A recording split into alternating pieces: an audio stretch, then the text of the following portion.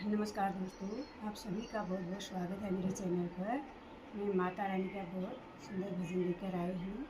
आप सभी बहनों को, माताओं को करवा चौथ की बहुत बहुत शुभकामनाएँ। आप बहनों के लिए पेश है माता रानी का बहुत सुंदर भजन है। बहनें क्या मांग रही हैं मैया रानी से, तो भजन के माध्यम से सुनिएगा। आप सदा स्वागत रहें। बोलो माता रानी की जय हो, पहाड़ा वाली की जय हो।